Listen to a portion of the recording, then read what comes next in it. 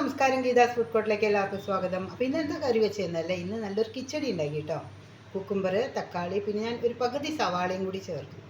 സവാള ചിലവർ ചേർക്കും, ചിലവർ ചേർക്കില്ല. പക്ഷേ എനിക്ക് ഇഷ്ടമാണ് കേട്ടോ, ഞങ്ങൾക്ക് രണ്ടുപേർക്കും ഇവിടെ ഇഷ്ടമാണ്. അത് കാരണം ഞാൻ സവാളയും കൂടി ചേർത്തു.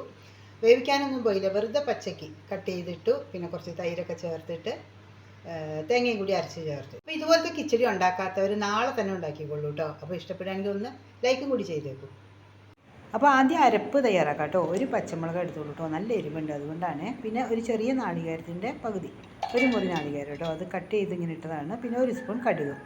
അപ്പോൾ ആദ്യം വെള്ളമൊന്നും ഒഴിക്കാതെ നമുക്കൊന്ന് ചതച്ചെടുക്കാം. പിന്നെ വെള്ളം കുറേശ്ശായിട്ട് ഒഴിച്ചിട്ട് നൈസായിട്ട് അരച്ചെടുക്കാം. കാരണം ആദ്യം തന്നെ വെള്ളം ഒഴിച്ച് കഴിഞ്ഞാൽ ചിലപ്പോൾ അരഞ്ഞൊന്നും വരില്ല, അതുകൊണ്ടാണ് കേട്ടോ. അപ്പോൾ ഇത് നന്നായിട്ട് അരച്ച് കഴിഞ്ഞു. ഇനി ഇതിനൊരു ബൗളെടുത്ത് വെച്ചിട്ടുണ്ട്. അതിലേക്ക് ഒരു കുക്കുംബർ, ഒരു ചെറിയ മീഡിയം സൈസിലുള്ള കുക്കുംബർ കേട്ടോ. പിന്നെ ഒരു ചെറിയ തക്കാളി, ഒരു പകുതി സവാള, പിന്നെ ആവശ്യത്തിന് ഉപ്പും കൂടി ചേർത്ത് ഇനി ആ അരപ്പും കൂടി ചേർക്കാം.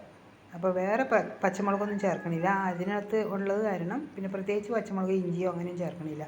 പിന്നെ ഒരു കപ്പ് തൈരും കൂടി ചേർത്തു. സത്യം പറഞ്ഞാണ്ടല്ലോ, ഈ ഒരു കറി മതി, വേറെ ഒരു കറി ആവശ്യമില്ല.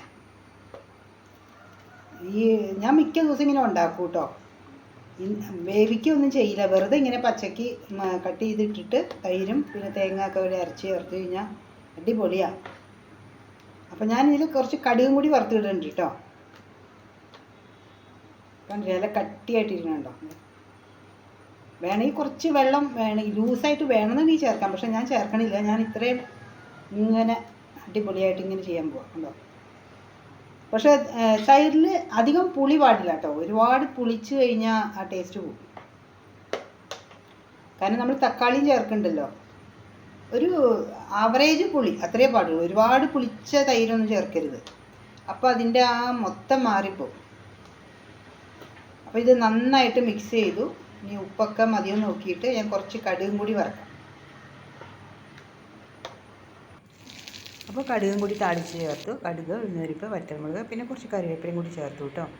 അങ്ങനെ കിച്ചടി റെഡിയായി കഴിഞ്ഞു. സിമ്പിളല്ലേ, പെട്ടെന്ന് ഉണ്ടാക്കാം. ഗ്യാസ് കത്തിച്ച് സമയം വേവിച്ച് ഒന്നും വേണ്ടല്ലോ. അപ്പോൾ നിങ്ങൾക്ക് ഇഷ്ടപ്പെടുകയാണെങ്കിൽ ഒന്ന് ലൈക്ക് ചെയ്തേക്കൂ കേട്ടോ. അപ്പോൾ നാളെ വീണ്ടും കാണാമേ.